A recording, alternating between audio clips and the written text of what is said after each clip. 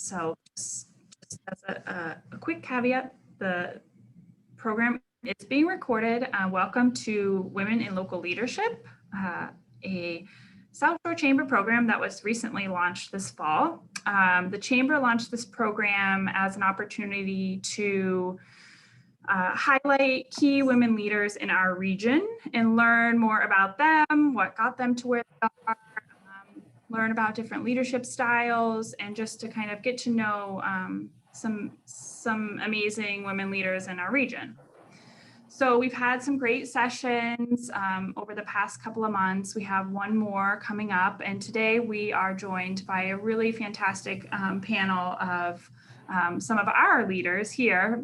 Jackie Collins will be our moderator. She's a past chair of the chamber and has been a strong advocate for the region for a very long time. We're so lucky to have her. And we'll also hear from Jenifer Pinkham, who's also been on the board for a while, has been really active with our chamber. We're very lucky to have her leadership as well. And then Bonnie Simmons with Citrin Cooperman. So, and she's also on our board, and we feel very fortunate to have a pretty deep pool of women leaders to pull from. So I'm very happy to have you all here today. I'm going to just do a couple quick chamber programming pieces.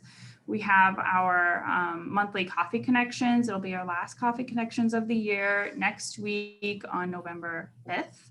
So please join us if you haven't already attended. They're very fun, informal networking opportunities that we do in the mornings. And then we also have a PFML update on November 19th. Heather, is that right? Maybe? Yes, November 19th. Yes, sorry. Okay, I couldn't find you on the screen. Feel free to register for that too. That's led by our human resources group, an affinity group here at the chamber who delves into all kinds of HR issues. So if you're in HR, check them out too, or shoot Heather a note and she'd be happy to chat with you more about that. So with that, I'm going to go ahead and turn the floor over to Jackie. Jackie, the floor is yours. We're looking forward to the discussion. Thank you. Before we go on, though, I'd like to acknowledge Renee McInnes, who is our current chairwoman of the Board of Directors. Welcome, Renee. Thank you. And I'd like to acknowledge Paula Harris, who is a past chair of the board, and acknowledge Peter Foreman, who's the president and CEO of the chamber. So before we get into the detailed questions that we have, Bonnie and Jenifer, I'd love if you could introduce yourself, tell people, spend a couple minutes just telling us a little bit about yourselves before we get into the business side of this discussion. So Bonnie, if you would start and tell us where you're at today. Sure. So I am an audit partner at Citrin Cooperman. And we are I think you'd call us a super regional firm. We go from Virginia all the way up the East Coast to Massachusetts, and we also have offices in California. We have about 300 partners. So I became part of Citrin Cooperman as a result of joining the firm. I was a partner at KAF. So for those of you who aren't familiar with Citrin, maybe you are familiar with KAF, which was a local CPA firm in Braintree. I have a national firm background where I was in compliance for some time. So I have experience in a lot of different industries, and I have clients in a lot of different industries that I service, mostly corporate clients. I live on the South Shore, obviously, and I have 3 grown daughters. So leadership skills are important at home as they are in work. Thank you. Very well. Jenifer. Good morning, everyone. So happy to see you all. I want to thank the Chamber for hosting this event and featuring so many women in local leadership, because as Jackie said, there is a depth of women that have served the chamber and are continuing to serve the chamber. I am an attorney. by trade, and I was admitted to the bar in 2003. So it's been 17 years. And I started my practice in Braintree at a firm, Sloshberg LLC, which many of you are familiar with. And then I went out on my own with my partner, Keith Phifer, and we started our own practice in May of 2018. So it's been about 2.5 years now. So very excited to be here this morning and tell you a little bit about that journey. Thank you. So we have two great successful businesswomen who have chosen different paths. One who chose to stay within the corporate realm and follow the journey to partnership, and one who started out that way and then took a turn and went out on her own. So the questions I have for the both of you right now is, what is it about your past experiences that brought you to this point today that you just told us all about? And did you always want to be in the industry that you're currently in? So Bonnie, I'm going to start with you again. Okay, sure. So I think, Jenifer is very brave, having gone out on her own. I don't know that I could have been as brave, but I did, there were some definite things, ways that I grew up that led me to the decision to sort of stay within, the corporate setting and just grow to become a partner there. I grew up in a family business, and I watched some really, really strong financial times. And I've also saw some very, very tough times. And I think for myself, I wanted a traditional career path. I wanted the protection and the safety of it. I wasn't a big risk taker in terms of, being able to go out on my own. And there were some years where that decision was difficult because, I was raising a family, and sometimes you have more flexibility when you're your own boss, for sure. But I think that I liked the safety and security of having the resources around me, and early on in my career, just servicing my clients and not necessarily having to, worry about all of the administration of the firm. That did come later as a partner, of course, but I think that is what led to my decision to sort of, stay in that type of environment instead of go off on my own. So did you always want to be an accountant? Was that like foremost in your mind? I did. And strangely enough, I was terrible in science in high school. So I dropped science and I took an accounting class. And I think I was a sophomore at the time. And I was so good at it that the seniors used to pay me in beer to do their homework. So because back then, not that I wanted to date myself, but back then, the drinking age was 18. And they said, oh, we'll buy you a 6-pack. We'll hide it in the bushes behind the school, and you do our accounting homework. So little funny story, but yeah, I mean, I've known ever since then that that's what I wanted to do.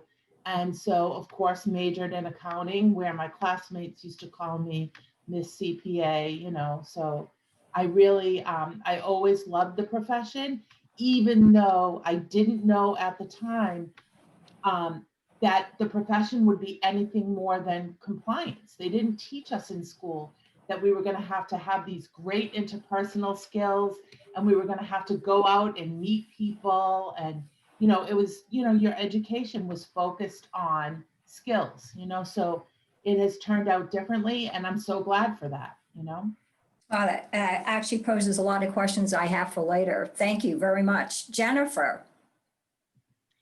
So I would say, yes, I knew very early on that I wanted to go into a career in the law.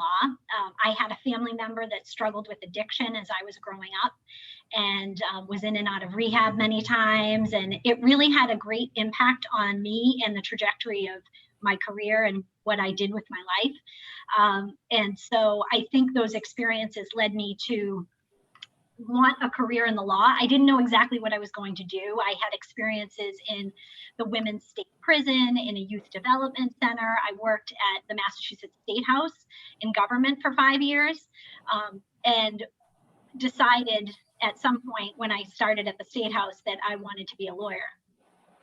So that was definitely something early on that I knew I wanted to do. And what prompted you, after actually becoming a partner in the firm that you left, to go out on your own? Why did you assume the risk? Well, I think that every situation is very unique and very different. But the firm that I was at, it was a very top-heavy firm, meaning there were a lot of partners at the top and there weren't as many associates down below. And so myself and Keith were kind of that second tier partner. And in order for us to really have an impact, we felt that we needed to strike out on our own, because we really, the way the hierarchy was at the other firm, we weren't going to be able to manage the practice and do a lot of the things that we wanted to do. And obviously, we felt that we were senior enough in our profession and our career that we had a significant book of business where it wasn't as much of a risk for us to go out on our own and do it and try it. And you know, certainly there were moments of fear and moments of, oh my goodness, are we going to be able to do this? Now, of course, looking back 2.5 years, you say, why didn't I do it sooner? Right. But Right. you know, you don't know that when you're doing it. You worry. You say, okay, are all the clients going to come? Are we still going to have the business that we have? Are we going to be able to grow the practice? And now here we have 5 lawyers, 2 paralegals, an office manager, and we started out with just myself and Keith in the office, and my mother helping us at the front desk. Oh, nice. Yeah, for free. That's even nicer, right? Yeah, so it certainly has been a 2.5-year journey, but I must say all of the experiences that I had at Schlossberg led me to this point. I had wonderful mentors and great lawyers to work around, and I wouldn't be able to be here today if it weren't for those experiences. Wow, that's great. So I'm going to start with you for the next one. What do you see as challenges and opportunities right now? Well, obviously, this pandemic is a challenge for all of us, right? I mean, we have to conduct business differently than we ever have had to do before. My client meetings are mostly through Zoom. We have had physical meetings here in the office, but most times we're masked, which is very difficult to speak for an hour or 2 hours and have a mask on, as you know. But we're making do. But it is a challenge. This pandemic has created a challenge. But for us in the legal profession, obviously it's created opportunities, from the FFCRA and the PPP loans, advising clients on what to do and how to do it, whether it's furloughs, layoffs, return to work, issues with people fearful of coming to work. There's so many things that for us, it has been an opportunity. And I hate to have a pandemic be an opportunity, but it has. And a lot of our clients are leaning on us very heavily right now to provide advice to run their businesses and to comply with the law. So while it's been challenging to continue and how do we run our business and how do we make sure we're keeping our employees safe and what do we do here at our firm, but it's also been an opportunity because obviously our clients need us now more than ever. Right. Thank you. Bonnie, same question for you. What are your challenges and opportunities? My answer is very similar to Jenifer's. So, I mean, we've never seen, or at least I've never seen anything, you know, of this magnitude in my lifetime as this pandemic. And the number one challenge right now is the urgency of helping clients get access to the relief programs that they need, and, you know, staying informed and up to speed timely to deliver information quickly, facilitate swift action, help clients survive or even thrive in this pandemic, because they're all trying to save jobs, they're trying to project cash flows, make sure that they have the programs in place that they need to survive. So our role is very advisory in nature. And as a partner, I'm used to providing advisory services. You know, it's a mix of compliance and advisory, but honestly, we're spending so much time with advisory at this point and much less time in compliance. So, I mean, the opportunity is that we get to demonstrate to our clients, why we are, their most trusted advisor. So, so that has been a great opportunity for us. But at the same time, we need to keep our eyes on our own firm because, we have a lot of employees, all with different stories of how they are succeeding or struggling in this pandemic. Whether or not they're getting the appropriate supervision they need, whether or not they're getting the flexibility they need in order to take care of their families while they're trying to work this, very important job of servicing clients. Many of them, have children at home that they're homeschooling and trying to juggle that. So it's really important that while we're taking care of clients, that we're also taking care of our own people and making sure they get what they need and get the encouragement to, like, you're doing good. Let's keep doing it. So. Very good. I think all companies are struggling with those same issues. But as we look back to the past 8 or 9 months, most of us, if not all of us, have had to make some changes in the way that we conduct our business and the way that we work with clients. And there have been some creative and innovative ideas and changes that companies have made. So my next question for the both of you is, as you look back on what you've been dealing with and things that you have changed, what do you think that you will keep going forward? In other words, a change that you've made in the way you do business that has been a positive. And Jenifer, I'm going to start with you again. What 1 to 3 things would you keep the same? For me, I think it's that use of technology, whether it's Zoom meetings, GoToMeeting, Microsoft Teams, joining with people. And I find meetings with clients on Zoom, obviously there's no replacement for an in-person meeting, but I do like connecting on Zoom or GoToMeeting or Microsoft Teams, especially when it was going to be a phone call. Oftentimes before we would have phone calls with clients and they were very lengthy. I do find these in-person technology-based connections to be more beneficial than the phone call.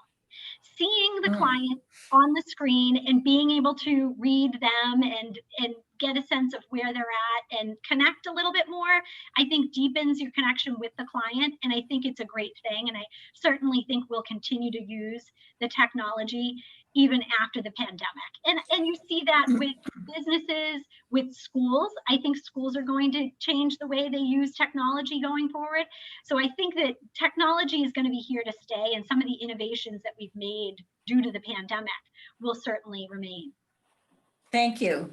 Bonnie, what about you? Yeah, I'd say same thing. I used to spend a lot of time going to clients, and I really do miss the face-to-face meetings. And whenever I was in the car, I would be on the phone trying to, make touch points, return calls and whatnot. I see so many clients in the course of one day via Zoom meetings.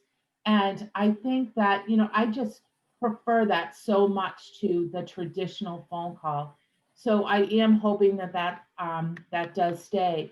The other thing is, I feel like, especially with our staff, we're looking out for each other more. So we're making those connections intentionally. I'm not sitting in my office waiting for a staff person to come in and let me know that they need something or they need to talk. It's just so easy to reach out to each other during the day. And we're doing it so, I would say, much more routinely. I feel like it has strengthened us as a team. We're really getting to know each other on so many different levels. You start a conversation with somebody, their dog comes in the room, their daughter comes in the room, and that's true of clients too. I feel like we're just really getting to know each other on a more personal level than we used to with the traditional phone calls. So I'm hoping that stays. Stronger connections. I hear that from everybody. I also like when cats walk across the screen.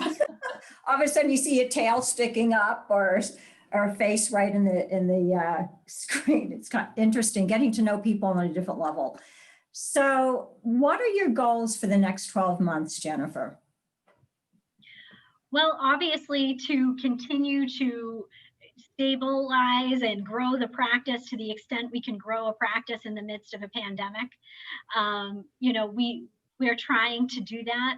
So those would be my goals. Continue to provide excellent service to our clients and good advice and be there, be responsive to them. I mean, those are the goals over the course of the next 12 months.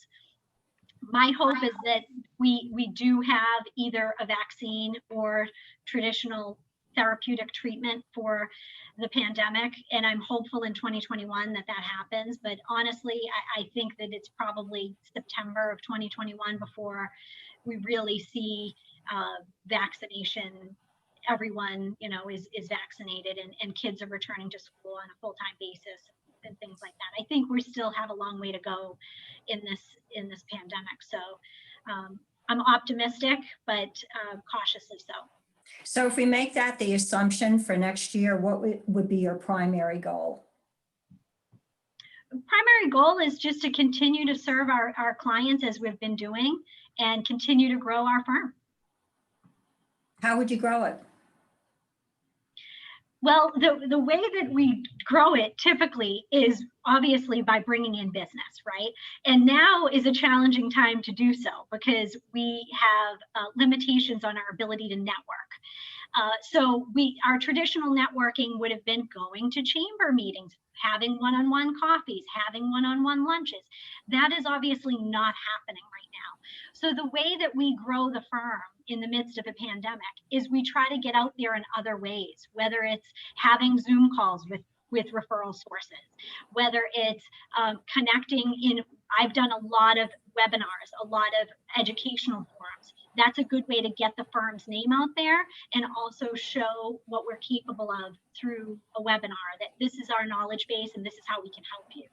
Hopefully that continues throughout the pandemic because we really need to change the way we market, change the way we grow the business during a pandemic because we can't use those traditional networking approaches that we would usually use. Right, right. Thank you. Bonnie, I have the same questions for you. I agree. That is absolutely the biggest challenge is business development and growing the firm because those traditional methods aren't in place anymore. So it has to be, it has to be more intentional. And I'm finding that, especially with some of the programs that are out now, with PPP and other programs that are out, we are touching more, attorneys and bankers and whatnot. But the networking has to be more intentional. It's, let's get together and talk about how we might help each other, how we can refer business to each other, and what clients of yours could use my services and what clients of mine can use your services.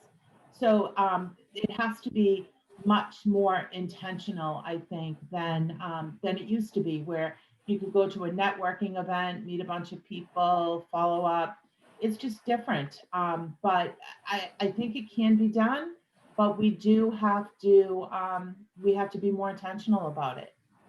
So my last question for the both of you before we open this up to questions from the audience is, how do you utilize your leadership skills that have taken you to where you are today in your community?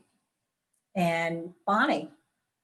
So one of the things I learned very early in my career is that you can't really just, sort of function in a box, right?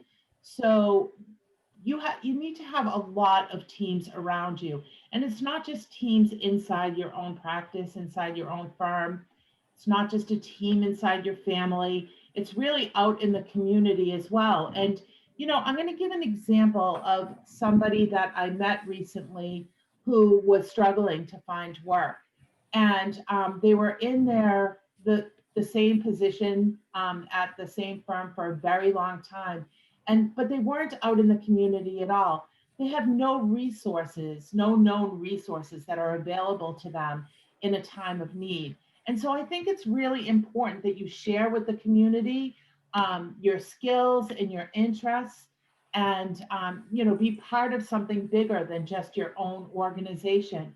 And you never know, in the future, if you're going to need that community personally, or if your business is going to need that community in the future. So I think you really need to, broaden your leadership through, from your individual practice or firm or company into, a bigger setting. So specifically, how do you do that for yourself as a coach, maybe coaching or mentoring? Do you participate in any nonprofit work? Yeah, I'm mentoring. I do participate in nonprofit boards. I belong to various organizations.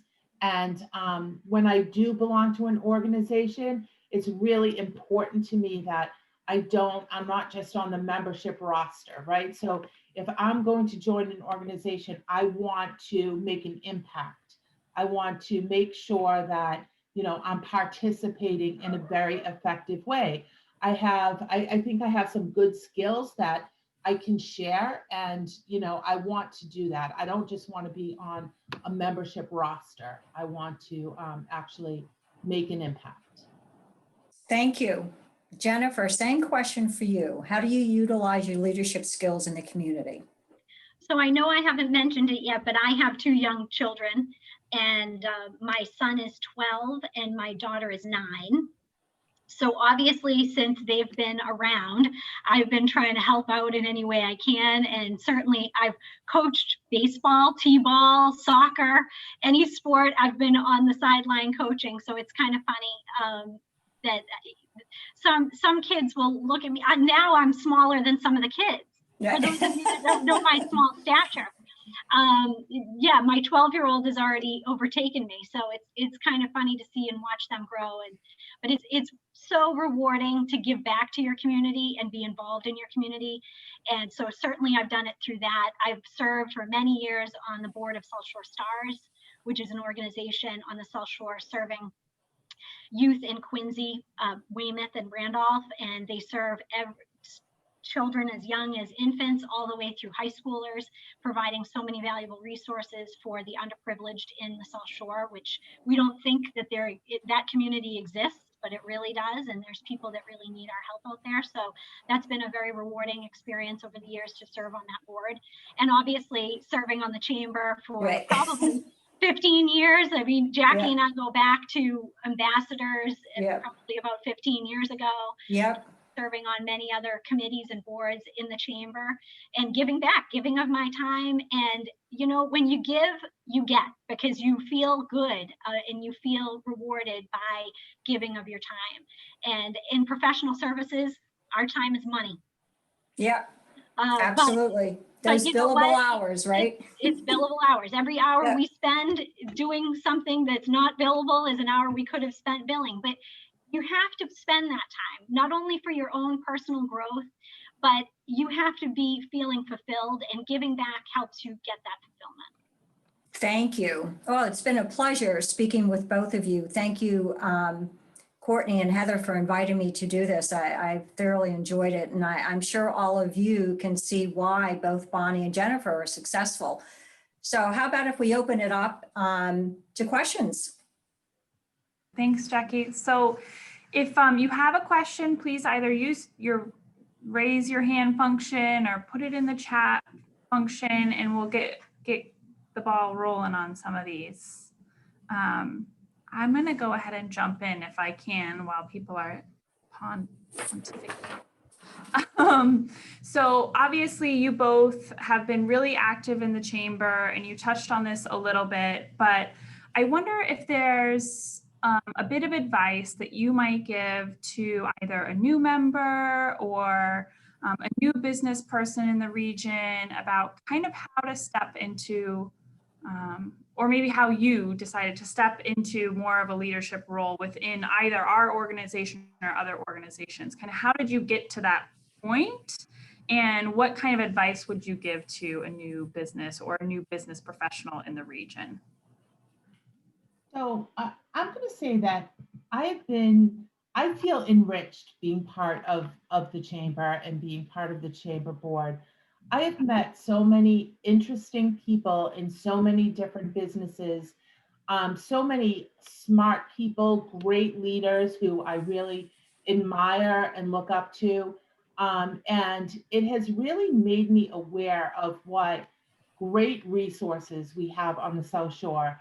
And if we're all working by ourselves, good things don't happen, right? But when we bring everybody together and we have great sources of information, which all of you at the chamber are always so great at bringing a lot of information to the board. I think good things can happen. We can make good decisions together. We can make impactful decisions, and I just feel enriched having been part of that community. So Courtney, my advice would be to get involved and to join a committee, because you can't just join the chamber and think that you're going to get anything out of it personally or professionally. Just paying dues doesn't get you anywhere.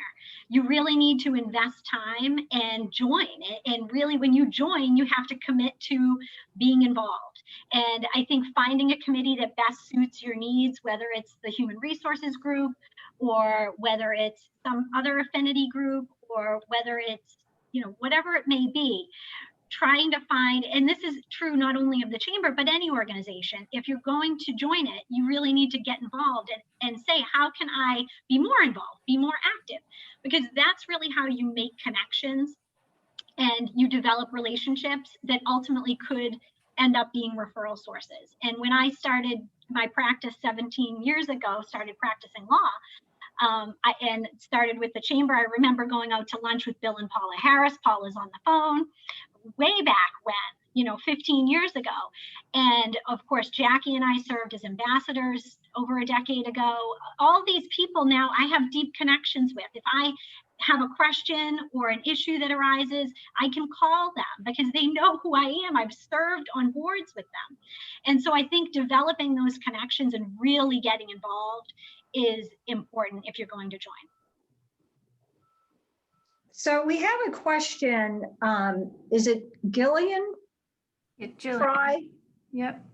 And she has a good question here. What advice would you give a college grad who's searching during this time, during the pandemic? I actually have one. I actually have a senior in college. One of my daughters is a senior in college, and luckily she does have a side business of her own that she can sort of fall back on. But she is a marketing major. She's my last of 3 daughters to be graduating. The other 2 are already out in the world doing what they intended to do successfully. So, but I do see more challenges for my 3rd daughter. She is a marketing major, and she the advice that I give her is that she needs to differentiate herself, not just academically. It used to be you could kind of differentiate yourself with what you put on your resume, but I think it's more important now for these graduates to be networking, to be out in the community and meeting people and opening doors for themselves. There's still a lot of college students out there who are a little shy at doing that, right? So they tend to use a more traditional approach of, here's my resume. I hope I get the job. But the advice that I'm giving my daughter is that you really need to be reaching out to people, getting involved in things in your field, and just using your personality to differentiate yourself. I think that's great advice, Bonnie. And we just hired a college grad who's starting on Monday, and she graduated from Suffolk. And so we just went through this process during a pandemic of hiring someone.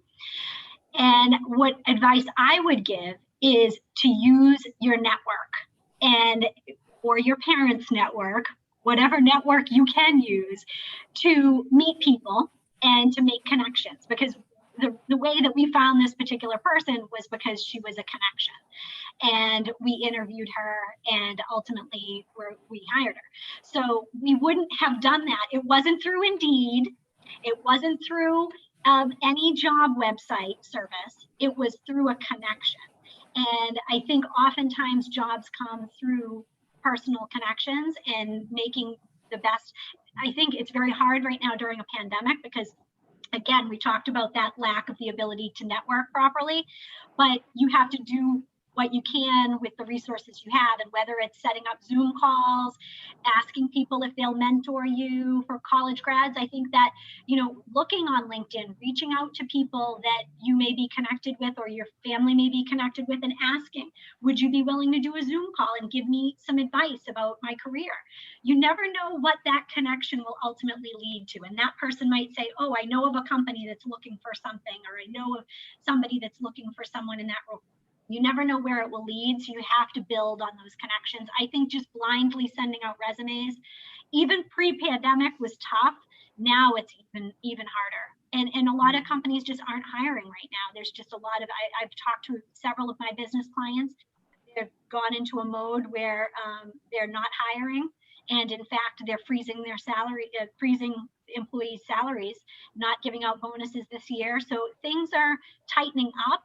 So I think the college class that just graduated, and then the 2021 class is really going to struggle to find work. Thank you. Thank you both. Linda Brown has a question. Oh, well, actually more of a comment. And I want to thank all of you today. This is great. I love these programs. Appreciate all of you participating. And I did want to acknowledge Bonnie, who is one of our original trustees of our charitable fund when we were just organizing this process about 5 or 6 years ago. And she still is one of our active and most effective trustees, offering all kinds of free expertise to us as we've been establishing the development program, and in particular our estate planning and plan giving programming. And there are several of our trustees here on this call today, and we just couldn't do it. We on our side of the fence, the nonprofit world, and in development in particular, we could not do what we've done. We could not be successful without the leadership skills you all bring to us, your enthusiasm, your time, contributions. But, you know, I hope that for all of you that do it, I always hope that you're getting something out of it in return. I know our mission is strong, and I know Bonnie has expressed that's been so important to her to be part of the mission. But hopefully there's some business incentives as well. And I know that's not why people come to do this, but I'm liking what I hear, that we can offer something back to all of you who are trying to expand your network. So I just really wanted to say thank you to Bonnie and our other trustees, because you just make us shine. Well, that's very nice, Linda. Very nice. Who else? Come on, there's got to be questions. Well, I have a question. Ask away, anything. Oh, so I'm thinking about, you know, I look on this call and I know so many of you, and I think of my business contacts and people that I've met through the chamber and other organizations. So Jenifer, since you just said ask away, what would you say the one trait about you that has really moved you forward? Well, I think you've already heard my answer to this, Jackie. You're going to have to hear it again. Jackie and I spoke about this last week in preparation for this call, but I think the one trait that has moved me forward, and the one leadership quality that I think helps me the most, is self-confidence. And I think that if you feel confident in yourself and you believe in yourself, others will believe in you as well. And I think it all starts with that. Believing in yourself, having great self-confidence is key to success, and it's key to being a good leader. You have to instill that in those that you're leading, that you believe in what you're doing, that you have faith in your success and your abilities, and in the firm's success and abilities, and others will then believe in you as well. So I think, to me, that's the one trait that I have that's, I think, brought me to where I am. And I would say the reason why I have that trait is because I had a very strong mother who is one of the most resourceful women, and she is college educated in a time where many women were not, and a father who also, both of them, fully believed that I could be and do anything I want. And certainly I give my daughter that same, I try to instill that same confidence in her, that she can do anything that she wants to do. But I certainly had that support behind me, which I think led me to have great self-confidence and now be a business owner and everything else. So that would be my response. And that's a great one. I would never look at you and think you don't have any confidence. That's for sure. Thank you. Bonnie, what about you? I would say for me, it would be tenacity. And I think because I started my career much earlier than Jenifer, right? So, and when I did start my career, it was a very male dominated profession, especially, you know, in the higher ranks, right? And I saw early on where I would, you know, I'd go into meetings, I'd be the only woman in the room, and I would present something or I would respond to a question, and the client or the banker or whoever it was would look away from me and look to the men in the room for sort of affirmation of, what about what she just said, right? So I think that I needed to have a lot of tenacity to sort of get through that. There weren't a lot of female role models in our business at that time. And I knew then that I just really wanted to be heard. I really wanted to be valued for what I brought to the table, and that I was going to have to sort of, adapt my personality in a way that was going to command that attention and respect. And that was difficult for me because, even though a lot of you who know me may see me as an outgoing person, I'm really sort of like a closet introvert, so to speak. So, homebody type of person. So I really would say it was tenacity. I really had to just keep pushing forward and keep trying to reinvent myself in ways that were sort of true to my personality, but that, I would be able to grow in that environment and make an impact and be respected by people inside and outside my firm. Oh, very good. So the last question I actually have in relationship to this is, what, for each one of you, what do you feel you had to work on as a self-awareness piece? What was the one thing that you knew that, okay, this is what I have to develop more of, or I have to work on this part for self-development? Bonnie, what would you say? So I would say, unlike Jen, for me, it was my self-confidence, because I actually, my family wanted me in the family business. They did not encourage me to go to college and become a professional. And that was a hurdle for me. And I don't think it was because they didn't want the best for me. It was just, they saw the family business as, the end all be all. This is where the daughter belongs, So I really had to work on being more confident. And I think it didn't come naturally to me. I don't, as it seems to for Jen, having all of the mentors that she's had in her life.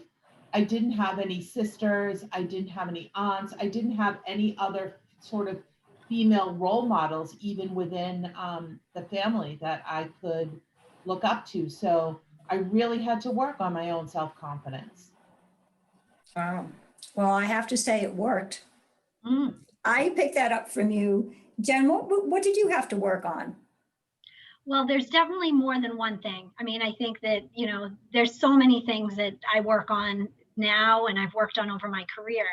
I would say one thing that comes to mind is managing others, giving critical feedback. Obviously, I'm a very friendly person, for those that know me. It's not easy to be direct and harsh and critical of other people, especially when you have a personal relationship with them at work and you don't want to hurt their feelings. So that's definitely a skill that over years I've been able to work on, become more comfortable having those conversations, which are not easy to have, but are necessary. So I would say that's one thing that it doesn't come natural to me. I don't want to have difficult conversations, but you have to, especially when you own your own business and you're managing employees. So I think that's one thing. I would say the other thing that I work on, and I'm sure many of you struggle with this as well and can relate to it, is maintaining focus on one item and not being distracted. So with cell phone, I have 3 monitors, you know, and it's so difficult and so easy. And then the phone rings and somebody comes to the door, and, you know, maintaining, I always keep a very good list of things to do, but maintaining focus and saying, I'm not going to let anything get me off track is something I work on constantly, because I feel like I'm always there's an email that comes up and then I say, oh, let me look at that. And then I say, oh, let me look into this, instead of maintaining focus on what I'm supposed to complete. I tend to jump around, and that's something that I'm continually working on. So how do you use leadership in your company? What does leadership mean in your industry and within your practice? Oh goodness, there's so many answers to that question. Pick one. Yeah, I think that obviously leadership here at my firm is, again, just leading by example. And to Bonnie's point, tenacity, we have to work hard so that others work hard. We have to be here, be present, be working hard, be diligent, so that we have employees that want to do the same and want to work hard toward those same goals. So to me, I think working hard is the way I'm a leader here, because if I don't work hard and do a good job, then why would others want to do the same? Thank you, Bonnie. You know, I'm going to give some credit to my partner, Ken Kirkland, here, because he said something to me many years ago that was very impactful for me, that I remember all the time. If you're on a plane and there's a lot of turbulence, you look at the flight attendant. And if the flight attendant looks nervous, then you're going to be nervous, right? But if the flight attendant is just going about their business like nothing was happening, then you feel better, right? And so we have to be that flight attendant on the plane to our staff, even in times when, you know, there is some turbulence, right? And, you know, this economy, this pandemic is a little turbulent, and we need to be good leaders and show that we're confident that everything's going to be okay, that we can, you know, solve problems, you know, rationally and make good decisions. I think that's really, really important. And I've had to do that, you know, a lot in terms of, you know, I want to say our parents. We have so many great people, so many great accountants who are parents trying to, you know, balance so many different things. And you need to let them know that you can be flexible and that they're doing okay and everything's going to be all right. But also working for a big firm, even though I have the ability to sort of, you know, influence big decisions, they're not all in my hands, and they don't always turn out the way that I would like them. But when you're part of a team, you really have to have a positive attitude and exude that positive attitude to the people that are working for you. So, you know, they can look at you and say, okay, there's a little turbulence, but the flight attendant's okay. It's a good story. I like that. So one of the things that I hear a lot about, and I'm involved in a lot of discussions about, is the trust factor, given that we are meeting more like this. Those of you who have teams that are remote. So how do you maintain trust in this type of environment where you're not able to meet in person? What is it that you bring to the table to foster trust in this environment? So Jen, I'm going to start with you. I think for us as lawyers in professional service, I think we need good communication, and that's how we foster trust. And whether that communication is through Zoom, whether it's through the telephone, or whether it's through email, we need good, clear communication so that our clients and others have faith and trust in us, and our employees too. Do you find that you're doing more of that? Are you coming up with more ways to reach out to your clients?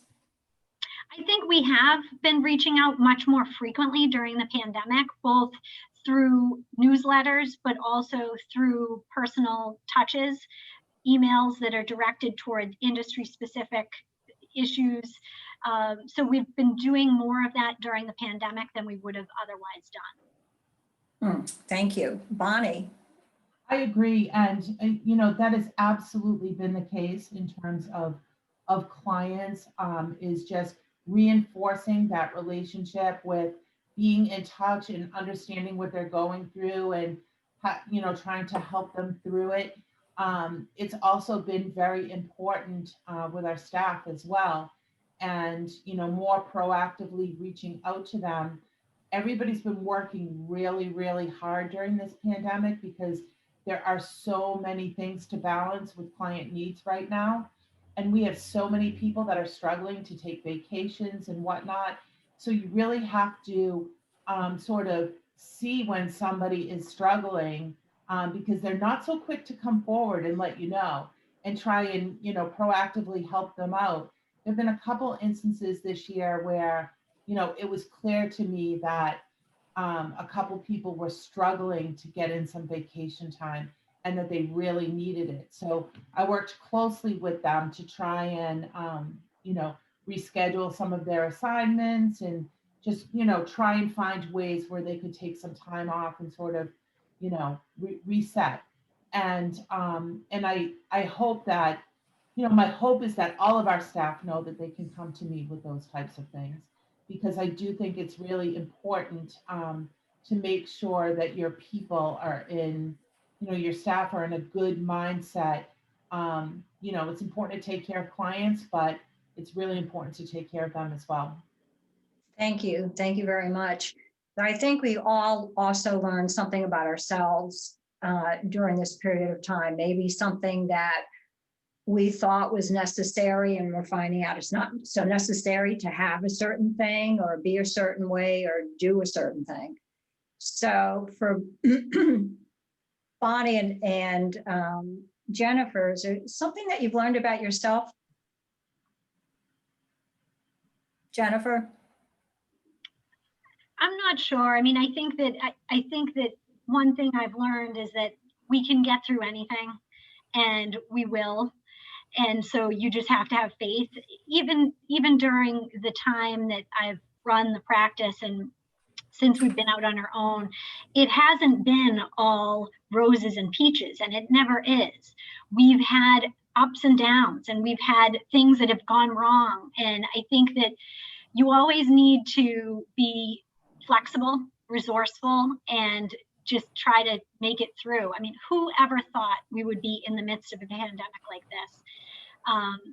And the economy would have been shut down to the extent it has been, and all of these things that have happened.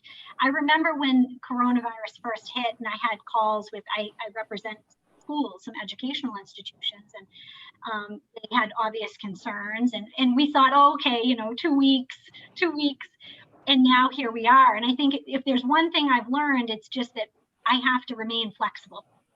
I have to be adept to change, and we all have to. And change is hard, and we don't want to change. So, but I think it's a constant thing, and we need to do it. Thank you. Bonnie? Yeah, I mean, I agree. I think being flexible and adaptable, I think I'm somebody, and maybe this is the personality of an accountant. I like order to things. I prefer order to chaos, and there's been a lot of chaos to manage. And one of the things that I've learned about myself is that I can excel in that environment. So, I mean, before the pandemic, there was always some chaos. There's always, more work to do than there are hours. There are always things to balance, but it was more of an organized chaos. And I think the pandemic brought, a new set of or new chaos to the world that we had to help manage with our clients and our staff. So I think that I've become more adaptable to that than I thought I could. Oh, very good. Thank you. So on that note, we have about 3 or 4 minutes left. Courtney? Yeah, I'll take it back. Thank you all for joining us. We really thank you, Bonnie, Jenifer, Jackie, really interesting conversation. And I know I learned something myself. And we hope to see you all very soon. If you have any additional questions, I'll be sharing the contact information for the 3 speakers on the call today, and you're invited to reach out to them with any additional thoughts or comments or questions. And again, just thank you for your time this morning. Thank you, Jackie. Thank you, Jenifer. Thank you, Bonnie. We are very grateful for your leadership within our own organization and within the community here and the region. And I hope you all enjoy the rest of your week and weekend. And I want to Thank you thank very the much. chamber.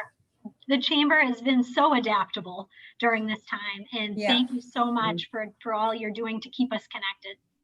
Awesome. I second that for sure. Third. Right. Awesome. Have a great day, everyone. Thank you. Bye, everyone. Bye. Have a good day.